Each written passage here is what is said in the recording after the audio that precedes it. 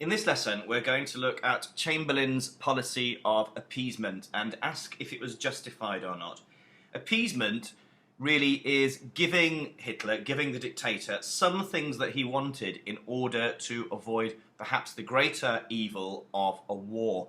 A prime example would be Munich, where Chamberlain was prepared for Czechoslovakia to lose the Sudetenland for what he saw as the greater good of ensuring peace. So, was appeasement justified, or was Chamberlain a weak and foolish man, as some people have said about him? So there are two interpretations of appeasement. One is that Chamberlain was a very foolish man. He didn't understand Hitler. He thought Hitler was a reasonable man, and he was very wrong in that. Hitler was far from being a reasonable man. Another alternative explanation is that Chamberlain was not foolish. It's easy to look back with hindsight and criticise Chamberlain. Appeasement seemed like the best policy at the time.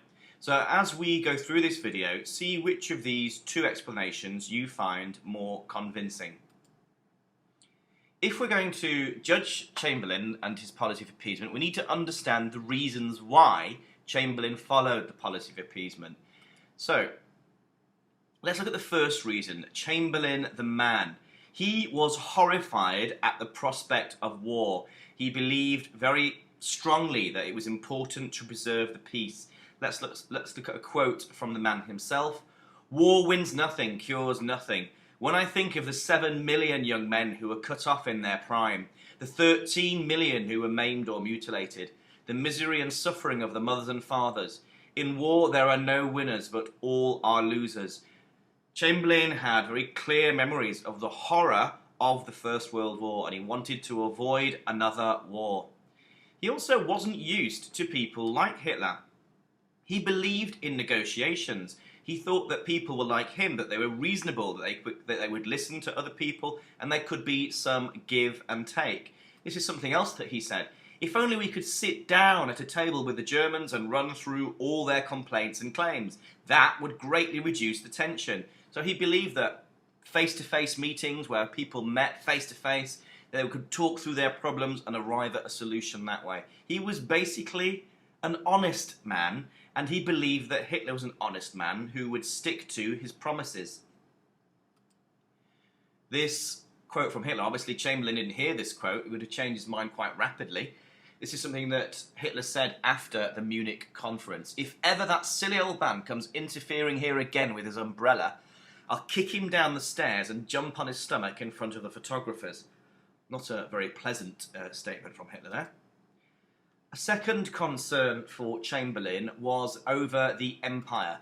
The dominions of the empire, that is Canada, Australia, New Zealand and South Africa, they supported the policy of appeasement.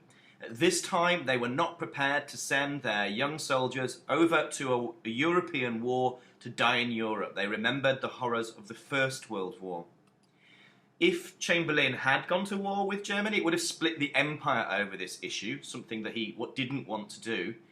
He was also concerned over the empire in Asia. If you remember the same thing back in the Manchurian crisis of 1931.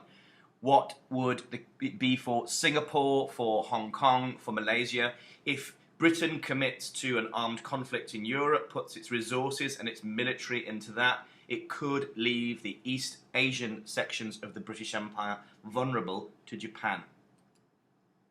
Another factor was the absence of the USSR and the USA as potential allies for Britain. These were two superpowers. The USA, as you remember, was isolationist and hadn't spent a lot of money on its defence, so consequently its army was very small and its equipment was very out of date, often from the World War I era and before.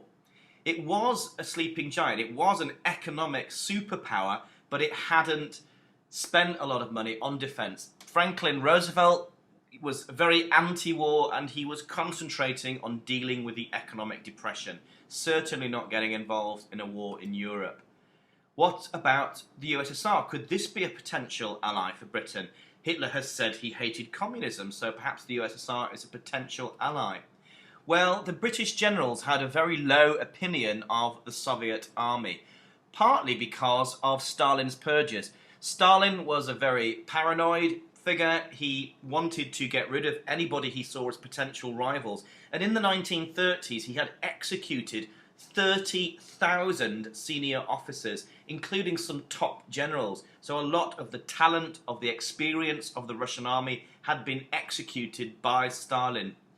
So, could Britain fight Germany without these two big allies? Remember World War I, it took the combined might of Britain and France and Russia and the USA to finally bring about a defeat of Germany.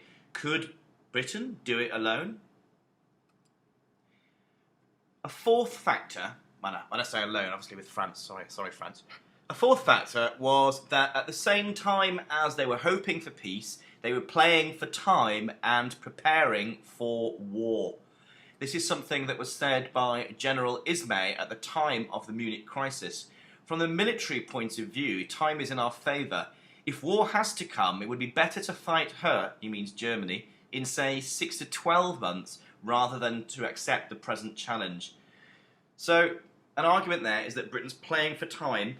It's using the time gained by not going to war with Hitler over, for example, the Sudetenland to rearm, and it simply wasn't ready to fight Germany in 1938. This is supported by an unusual source that you would expect to support the policy of appeasement. This was Hitler. He actually said, afterwards, we ought to have gone to war in 1938. Although we were not ourselves fully prepared, we were better prepared than the enemy. September 1938 would have been the favourable date. And September 1938 is round about the time of the Munich conference. So some support for the rearmament argument for, for appeasement. Sorry, I had a brain blank there. So let's summarise. So 4 main factors behind the policy of appeasement. One of them, Chamberlain's personality. He didn't understand or know that Hitler was prepared to lie. He believed in the power of negotiation to bring about a peaceful conclusion. He was very anti-war. The British Empire, the Dominions, might not necessarily support Britain, and if Britain gets committed to a European war, it would leave the Asian parts of the British Empire vulnerable to Japan. Could Britain win without the support of the superpowers of the United States and the USSR? And it bought time for rearmament. Okay, so those are the main reasons behind Chamberlain's policy of appeasement.